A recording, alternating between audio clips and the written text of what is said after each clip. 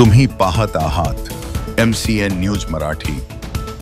यवतमाळ जिल्ह्याच्या राळेगाव तालुक्यातील ग्रामीण रुग्णालयात भाजपा जिल्हाध्यक्ष ॲडव्होकेट प्रफुल्ल चव्हाण यांच्या वाढदिवसानिमित्त 19 जून रोजी भव्य रक्तदान शिबिराचे आयोजन करण्यात आले होते। या रक्तदान शिबिराचे उद्घाटन भारतीय जनता पक्षाच्या अध्यक्षा छाया पिपरे, उपाध्यक्ष सारंग मानकर यांच्या हस्ते करण्यात आले। या रक्तदान शिबिरात 200 रक्तदात्यांनी रक्तदान करून समाजसेवेचा संदेश दिला। त्यानंतर उपस्थित मान्यवरांच्या हस्ते वृक्षारोपण सुद्धा करण्यात आले। या प्रसंगी जिल्हा परिषद सदस्य चित्तरंजन दादा कोल्हे, सारंग मानकर, अभिजित कदम, संदीप तेलंगे, सौरभ पवार, विठ्ठल शेंडे, करण नेहारे, प्रशांत तायडे तसेच भाजपाचे पदाधिकारी व कार्यकर्ते प्रामुख्याने उपस्थित होते। MCN न्यूज मराठी करिता विशाल मासुरकर, यवतमाळ।